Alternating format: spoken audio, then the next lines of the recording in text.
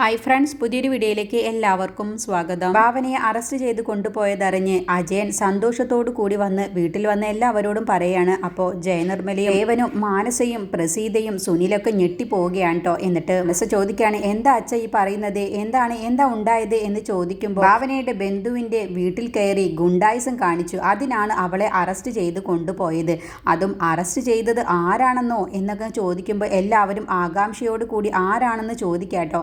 അപ്പോൾ അത് മറ്റാരുമല്ല, ഭാവനയുടെ അനിയൻ ഭരത് തന്നെ. അപ്പോൾ അവൾ എത്രമാത്രം അധികം ഭാഗ്യം കെട്ടവളായി, എന്തായാലും അവൾക്ക് ഇങ്ങനെ തന്നെ വേണം, ഞങ്ങളെയൊക്കെ ഒരുപാട് മുടിച്ചതല്ലേ എന്ന് പറയട്ടോ. അപ്പോൾ സുനിൽ പറയണ, ഭാവന എന്തെങ്കിലും ചെയ്തിട്ടുണ്ടെങ്കിൽ അതിന് തക്കതായ കാര്യം തന്നെ കാണുമെന്ന് പറയുമ്പോൾ മനസ്സ് പറയണ, അത് ശരിയാണ്, ഭാവന എന്തെങ്കിലും ചെയ്തിട്ടുണ്ടെങ്കിൽ അതിനൊരു വ്യക്തമായ കാരണമുണ്ടാവും എന്ന് പറയട്ടോ. അപ്പോൾ പ്രസീത പറയണ, ദേ അജയേട്ട കണ്ടില്ലേ, അവൾ സുനിലിനെ സപ്പോർട്ട് ചെയ്ത് സംസാരിക്കുന്നത്. ഞാൻ ആരെയും സപ്പോർട്ട് ചെയ്ത് സംസാരിച്ചതല്ല, ഞാൻ ഉള്ള കാര്യം പറഞ്ഞതാണെന്ന് മാനസ പറയട്ടോ. അപ്പോൾ ദേവൻ പറയണ, ഇതാണ് ഉണ്ടായത് എന്നുള്ളത് ആദ്യം അന്വേഷിക്കട്ടെ, അല്ലാതെ വായിൽ തോന്നിയത് വിളിച്ചു പറയാൻ നിൽക്കണ്ട എന്ന് പറയുമ്പോൾ അജയൻ പറയണേ, ഞങ്ങൾ വായിൽ തോന്നിയതൊന്നുമല്ല വിളിച്ചു പറഞ്ഞത്, ഉള്ള കാര്യം തന്നെയാണെന്ന് പറയട്ടോ. അപ്പോൾ നിർമ്മല ദേഷ്യത്തിൽ പറയണേ, ഇവൾ എന്ത് ഭാവിച്ചിട്ടാണ്, സൂര്യയുടെ കുഞ്ഞിനെ ജയിലിൽ പ്രസവിക്കാനാണോ ഇവളുടെ ഉദ്ദേശം? അപ്പോൾ അജയനും പ്രസീതയും ജയനിർമ്മലയെ സപ്പോർട്ട് ചെയ്ത് പറയണം, അത് ശരിയാണല്ലോ, സൂര്യയുടെ കുഞ്ഞിനെ ഇങ്ങനെയാണെങ്കിൽ ജയിലിൽ പോയി കാണേണ്ടി വരും ജയക്ക്. അത് കേട്ടപ്പോൾ ജയനിർമ്മലയ്ക്ക് ദേഷ്യം പിടിച്ചിട്ട് അകത്തേക്ക് പോവാട്ടോ. അപ്പോൾ ദേവൻ പറയാണ്, നിനക്കിപ്പോൾ തൃപ്തിയായില്ലേ എന്ന് അജയനോട് ചോദിച്ചിട്ട് ദേവനും ദേഷ്യം പിടിച്ചിട്ട് അങ്ങ് അകത്തേക്ക് പോവുകയാണ്. അപ്പോൾ സുനിൽ പറയണേ, അല്ല അങ്കിൾ ഈ പറയുന്നതൊക്കെ സത്യം തന്നെയാണോ എന്ന് ചോദിക്കുമ്പോൾ നിനക്കെന്താടാ ഈ കുടുംബത്തിൽ ഇടപെടാനുള്ള എന്ത് അവകാശവും അധികാരവുമാണടാ ഉള്ളത്, മര്യാദക്ക് പോയിക്കോ എന്ന് പറഞ്ഞ് സുനിലിന്റെ നേരെ തട്ടിക്കേറുകയാണ് കേട്ടോ അജയൻ. അപ്പോൾ സുനിൽ പറയണേ, ഞാൻ പോയി. അപ്പോൾ അജയൻ പ്രസീതയോട് സന്തോഷത്തിൽ പറയണേ, ഇതല്ല ഇതിനപ്പുറവും ഭാവന അനുഭവിക്കാൻ കിടക്കുന്നതേ ഉള്ളൂ എന്ന് പറഞ്ഞിട്ട് പോവാൻ കേട്ടോ.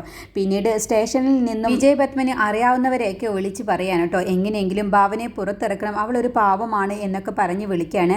അപ്പോൾ അവരൊക്കെ പറയുന്നത്, ACP ഒരു സ്ത്രീയല്ലേ, അതുകൊണ്ട് നിങ്ങൾ തന്നെ ഒന്ന് സംസാരിച്ച് നോക്ക് എന്ന് പറഞ്ഞ് ഫോൺ വയ്ക്കുകയാണ്.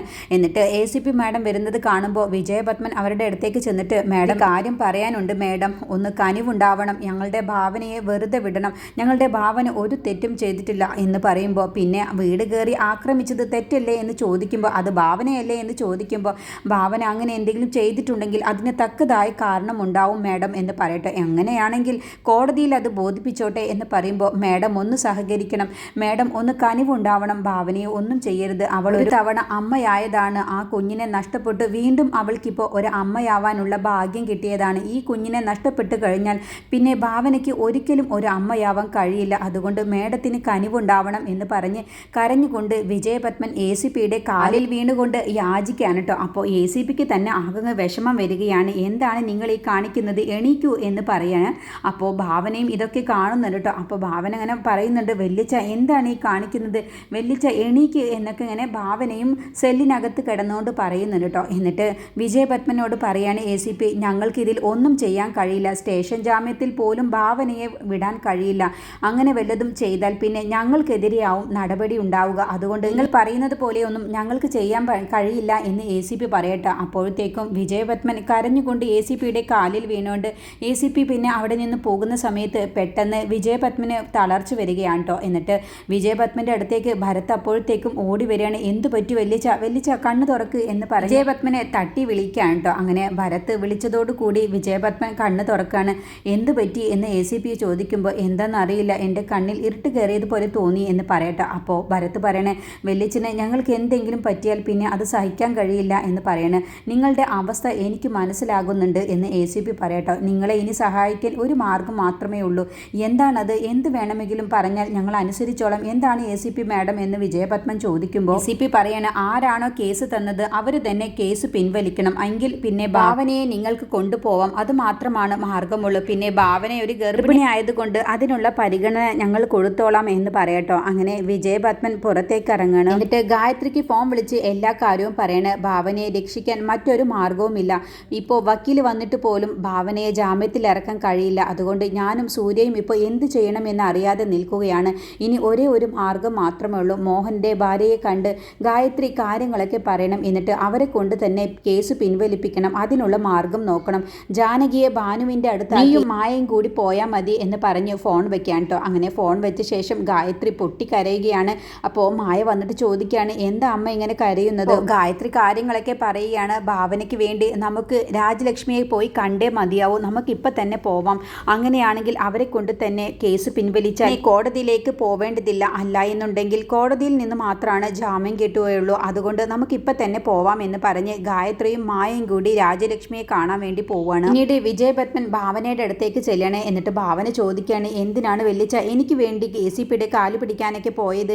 എനിക്കത് സഹിക്കാൻ കഴിയുന്നില്ല എന്ന് പറയുമ്പോൾ ഭാവന, നിന്നെ പുറത്തിറക്കാൻ ഞാൻ ഏതറ്റം വരെയും എനിക്ക് നിന്നെ പുറത്തിറക്കാതെ എൻ്റെ നെഞ്ചിലെ ഭാരം ഇറങ്ങില്ല എന്ന് എനിക്ക് വേണ്ടിയിട്ടല്ലാതെ മറ്റാർക്ക് വേണ്ടിയിട്ടാണ് ഞാൻ ഇങ്ങനെയൊക്കെ ചെയ്യേണ്ടത് എന്ന് കരഞ്ഞുകൊണ്ട് വിജയപത്മൻ പറയട്ടോ. അപ്പോൾ വിജയപത്മൻ്റെ ആ സ്നേഹം കാണുമ്പോൾ ഭാവനയ്ക്ക് തന്നെ സങ്കടം സഹിക്കാൻ കഴിയുന്നില്ല. എന്നിട്ട് നീ ഇപ്പോൾ ഇങ്ങനെ ചെയ്തത് കൊണ്ടല്ലേ വീട്ടിലുള്ളവർക്ക് എത്രമാത്രം അധികം മനപ്രയാസം അനുഭവിക്കുന്നുണ്ട്. ഞാൻ നിന്നെ കുറ്റപ്പെടുത്തി സംസാരിച്ചതല്ല എന്ന് പറയട്ടോ. അപ്പോൾ ഭാവന പറയണേ, ഭാനുവിനെ അവൻ എന്തോ മാനസികമായി തളർത്തിയത് കൊണ്ടാവണമല്ലോ അവൾ ഇങ്ങനെ ഒരു ആത്മഹത്യക്ക് ശ്രമിച്ചത്. അതൊക്കെ ഓർത്തപ്പോൾ ഒന്നും ഓർത്തില്ല വെല്ലിച്ച, എന്നോട് ക്ഷമിക്കുക എന്ന് പറയട്ടോ ഭാവന. അപ്പോൾ ഞാൻ എന്തായാലും ഗായത്രിയോടും മായയോടും രാജലക്ഷ്മിയെ കാണാൻ വേണ്ടി പോവാൻ പറഞ്ഞിട്ടുണ്ട്. ഇനി അതുകൂടി ശ്രമിച്ചില്ല എന്ന് തോന്നരുതല്ലോ എന്ന് പറയട്ടോ. അപ്പോൾ ഭാവന പറയണേ, എന്തിനാണ് അമ്മയെ മായേച്ചി അവിടേക്ക് പറഞ്ഞയച്ചത്? അവരൊക്കെ അധിക്ഷേപിച്ച് വിടുകയുള്ളൂ എന്ന് പറയുമ്പോൾ എന്തായാലും അവർ പോയിട്ട് കാര്യങ്ങളൊന്നും നടന്നില്ലെങ്കിൽ ഞാൻ അവരെ പോയി കാണും. എന്നിട്ട് മോഹനന്റെ കാലിൽ വീണിട്ടാണെങ്കിലും ശരി, നിനക്കെതിരെ കൊടുത്ത കേസ് ഞാൻ അവരെ കൊണ്ട് പിൻവലിപ്പിക്കും എന്ന് പറഞ്ഞ് കരഞ്ഞുകൊണ്ട് വിജയപത്മൻ പോകുന്നത്. നിന്നെ ഞാൻ എങ്ങനെയെങ്കിലും പുറത്തിറക്കും, അതിന് ഇനി മറ്റെന്തെങ്കിലും മാർഗമുണ്ടോ എന്ന് കൂടി ഞാൻ അന്വേഷിക്കട്ടെ എന്ന് പറഞ്ഞ് വിജയപത്മൻ പോകുന്ന സമയത്ത് ഭാവനയ്ക്ക് സങ്കടം സഹിക്കാതെ ഭാവനയും പൊട്ടിക്കരയാണ്. പിന്നീട് ഗായത്രിയും മായയും കൂടി രാജലക്ഷ്മിയെ കണ്ട് സംസാരിക്കാൻ വേണ്ടി അവരുടെ വീട്ടിലേക്ക് എത്തണം കേട്ടോ. എന്നിട്ട് രാജലക്ഷ്മിയെ വിളിക്കുകയാണ്. മോഹന എന്ന് പറഞ്ഞ് വിളിക്കുമ്പോൾ രാജലക്ഷ്മി താഴേക്ക് വരികയാണ്. എന്തിനാണാവോ ഇപ്പോൾ ഇവിടേക്ക് വന്നിരിക്കുന്നത്? എന്നെയും അടിക്കാൻ വേണ്ടിയിട്ടാണോ? നിങ്ങളുടെ മകൾ എൻ്റെ ഭർത്താവിനെയും മോനെ ചതച്ചതും പോരാഞ്ഞിട്ടാണോ നിങ്ങളിപ്പോൾ ഇവിടേക്ക് വന്നിട്ടുള്ളത്? നിങ്ങളെന്താ മക്കളേനെ ഗുണ്ടകളായിട്ടാണോ വളർത്തിയിരിക്കുന്നത് എന്ന് ചോദിക്കുമ്പോൾ ഗായത്രിക്ക് നല്ല ദേഷ്യം വരുന്നു കേട്ടോ. എന്നിട്ട് ഗായത്രി ക്ഷമയോട് കൂടി പറയാണ്, എൻ്റെ മകൾ ചെയ്ത തെറ്റിന് ഞാൻ നിങ്ങളോട് മാപ്പ് പറയാനാണ് വന്നത്. മോഹനെ കണ്ട് ഞാൻ മാപ്പ് പറഞ്ഞോളാം എന്ന് പറയട്ടോ. മായ പറയണേ, ഞങ്ങൾ പല വിധേനയും ഭാവനയെ ജാമ്യത്തിൽ ഇറക്കാൻ വേണ്ടി നോക്കി, പക്ഷേ അതിനൊന്നും കഴിയുന്നില്ല. അങ്കിൾ വിചാരിച്ചാലാണ് ഇനി ഭാവനയ്ക്ക് ജാമ്യം കിട്ടുകയുള്ളൂ എന്ന് പറയുമ്പോൾ ഗായത്രി പറയണേ, രാജലക്ഷ്മി മോൾ ചെയ്ത തെറ്റിന് ഞാൻ നിങ്ങളോട് മാപ്പ് പറയുന്നു എന്നങ്ങ് പറഞ്ഞതോടുകൂടി ഏതു വകയിൽ ഒരു സൗണ്ട് കേട്ടപ്പോൾ ഗായത്രി ആ സൗണ്ട് വന്ന ഭാഗത്തേക്ക് നോക്കുന്ന സമയത്ത് ഗായത്രി അങ്ങ് ഞെട്ടിപ്പോവുകയാണ്. എന്നിട്ട് മോഹനന്റെ അമ്മ വീൽ ചെയറിൽ അങ്ങ് വരികയാണ് കേട്ടോ, ദേഷ്യത്തിൽ വരികയാണ്. എന്നിട്ട് പറയണേ, ഇനി ഒരിക്കലും നിന്റെ മുഖം കാണരുതെന്ന് ആഗ്രഹിച്ചവളാണ് ഞാൻ, പക്ഷേ വിധി നിന്നെ എൻ്റെ മുന്നിൽ കൊണ്ടുവന്ന് എത്തിച്ചിരിക്കുന്നു. ഞാൻ നിന്നോട് പറഞ്ഞിട്ടുള്ളതാണ് ഒരു ദിവസം നീ എൻ്റെ മുന്നിൽ വരുമെന്ന്. അപ്പോൾ ഗായത്രി പറയണേ, ഞാൻ പഴയ കാര്യങ്ങൾ പറയാനോ ഓർമ്മപ്പെടുത്താനോ വന്നതല്ല, എനിക്ക് എൻ്റെ മോളെ രക്ഷിക്കണം, അവൾ ഒരു ഗർഭിണിയാണെന്ന് പോലും മറന്നിട്ടാണ് ഇവിടെ വന്ന് വഴക്കുണ്ടാക്കിയത്. മോഹനന്റെ അമ്മ പറയണേ, അവളൊരു അഹങ്കാരിയാണെന്നുള്ളത് എനിക്ക് മനസ്സിലായി, നിന്റെ അല്ലേ മോള്? ഗായത്രി പറയണേ, എനിക്ക് മോഹനെ കണ്ട് സംസാരിക്കണം, മോഹനൻ വിചാരിച്ചാലാണ് എൻ്റെ ഭാവനയ്ക്ക് ജാമ്യം കിട്ടുകയുള്ളൂ എന്ന് പറയുമ്പോൾ മോഹനെ കൊണ്ട് കേസ് കൊടുപ്പിച്ചത് തന്നെ ഞാൻ തന്നെയാണ്. രാജലക്ഷ്മി പറയണേ, എൻ്റെ മോൻ ഭാനുവിനെ സ്നേഹിച്ചു എന്നൊരു തെറ്റല്ലേ ചെയ്തിട്ടുള്ളൂ, അതിനാണോ നിങ്ങൾ ഇങ്ങനെയൊക്കെ ചെയ്തത് എന്ന് ചോദിക്കുമ്പോൾ പറയണേ, അതിനല്ലേ ഞങ്ങൾ വിവാഹാലോചനയുമായി മുന്നോട്ട് പോയത്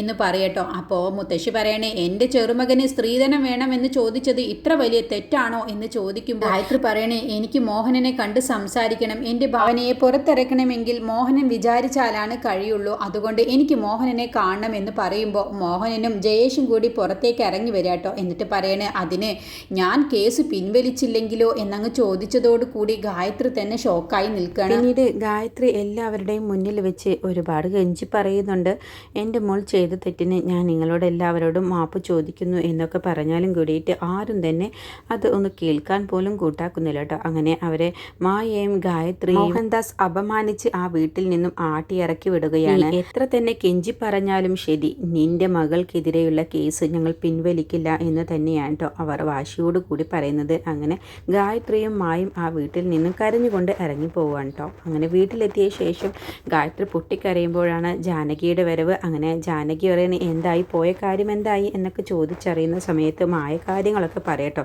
അതോടുകൂടി ജാനകിയുടെ യഥാർത്ഥ സ്വഭാവം അങ്ങ് പുറത്തെടുക്കുകയാണ്. അങ്ങനെ ഗായത്രിയുടെ കയ്യും പിടിച്ച് ജാനകി നേരെ മോഹൻദാസിൻ്റെ വീട്ടിലേക്ക് ചെല്ലാണ്. എന്നിട്ട് മോഹൻദാസിനും വീട്ടിലുള്ളവർക്കും കണക്കിനാണ് കേട്ടോ ജാനകി കൊടുക്കുന്നത്. അങ്ങനെ മോഹൻദാസിൻ്റെ വീട്ടിലേക്ക് ചെല്ലുന്ന സമയത്ത് മുത്തശ്ശി അവിടെ ഇരുന്ന് പേപ്പർ വായിക്കാട്ടോ. അങ്ങനെ ആ തള്ളക്കിട്ട് തന്നെ ജാനകി ആദ്യം തന്നെ കൊടുക്കുകയാണ്. അങ്ങനെ ആ തള്ളയുടെ നെറ്റി ചുമരിൽ പോയി ഇടിക്കുകയാണ് കേട്ടോ. അതോടുകൂടി തള്ളക്ക് കൊടുക്കാനുള്ളത് ജാനകി കൊടുക്കുകയാണ്. പിന്നീട് ഇത് കണ്ടുകൊണ്ട് വരുന്ന രാജലക്ഷ്മി ഇവരെ തടയാൻ ശ്രമിക്കുമ്പോൾ എന്താടി നീ ആരാടി എന്നൊക്കെ പറഞ്ഞിട്ട് രാജലക്ഷ്മിയെയും മുടിക്ക് കുത്തിപ്പിടിച്ച് നന്നായിട്ട് തന്നെ ജാനകി കൈകാര്യം ചെയ്യുന്നുണ്ട്. അങ്ങനെ ജാനകി രാജലക്ഷ്മിയുടെ കഴുത്തിന് പിടിച്ചിട്ട് ഒരു ടേബിളിൽ കൊണ്ട് ചെന്നിട്ടാണ് അമർത്തി പിടിച്ചുകൊണ്ട് പറയുകയാണ്, നിങ്ങളൊക്കെ ആരാന്നാടി നിങ്ങളുടെ വിചാരം? നിങ്ങളൊക്കെ എന്തൊക്കെയോ ചെയ്തു വെച്ച് കൂട്ടിയിട്ട് ഇപ്പം അഭിനയിക്കുന്നോ?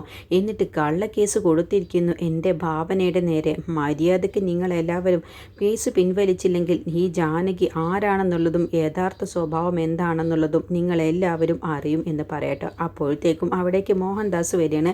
അങ്ങനെ മോഹൻദാസിൻ്റെ മുന്നിൽ വെച്ച് രാജലക്ഷ്മിക്ക് ജാനകി കണക്കിന് കൊടുത്ത ശേഷം രാജലക്ഷ്മിയെ ഒരു തള്ളങ്ങ് വെച്ച് കൊടുക്കാണ്ട് അതോടുകൂടി ഗായത്രിയുടെ കാൽച്ചുവട്ടിലേക്ക് രാജലക്ഷ്മി വന്ന് വീഴുകയാണ്. പിന്നീട് മോഹൻദാസിൻ്റെ നേരെയാണ് കേട്ടോ ജാനകി ചെല്ലുന്നത്. എന്നിട്ട് ജാനകി പറയണം, മോഹന നീ ബുദ്ധിമാനാണെന്നാണ് നിന്റെ വിചാരം. നീ മനഃപൂർവ്വമല്ലേ ഭാവനയ്ക്കെതിരെ നീ കേസ് കൊടുത്തത്. പക്ഷെ അത് നിനക്ക് തന്നെയാണ് പാരയാവാൻ പോകുന്നത്. നീ ഭാവനയ്ക്കെതിരെയുള്ള കേസ് പിൻവലിച്ചില്ലെങ്കിൽ നിനക്കെതിരെയും നിന്റെ മകനെതിരെയും ഞങ്ങളും അടുത്ത ഒരു കേസ് കൊടുക്കാൻ വേണ്ടി പോവുകയാണ്. ഭാനുവിനെ കൊണ്ട് തന്നെയാണ് ആ കേസ് കൊടുക്കാൻ വേണ്ടി പോകുന്നത്. അതോടുകൂടി പിന്നെ എന്തുണ്ടാവും എന്നുള്ളത് നീ തന്നെ ഒന്ന് ഊഹിച്ചു നോക്ക്. എന്തൊക്കെയാണ് ഉണ്ടാകാൻ പോകുന്നത് എന്നുള്ളത് നിനക്ക് ചിന്തിക്കാൻ പോലും കഴിയില്ല എന്ന് പറഞ്ഞ് ജാനകിയുടെ ആ വാക്ക് കേൾക്കുമ്പോൾ മോഹൻദാസ് ഒന്ന് പേടിച്ചു പോവുകയാണ് കേട്ടോ. അതുകൊണ്ട് മര്യാദയ്ക്ക് നീ ഭാവനയ്ക്കെതിരെയുള്ള കേസ് പിൻവലിച്ചില്ല എന്നുണ്ടെങ്കിൽ നീയും നിന്റെ മകനും കാലം മുഴുവനും ജയിലിൽ കഴിയേണ്ടി വരും. അത് നിനക്ക് കാണണോ എന്ന് ജാനകിയുടെ ആ ചോദ്യത്തിൻ്റെ മുന്നിൽ മോഹൻദാസ് അങ്ങ് പതറിപ്പോവുകയാണ് കേട്ടോ. അങ്ങനെ ജാനകിയുടെ ഇടപെടലോടുകൂടി ഇനി ഭാവനയ്ക്കെതിരെയുള്ള കേസ് മോഹൻദാസ് പിൻവലിക്കും.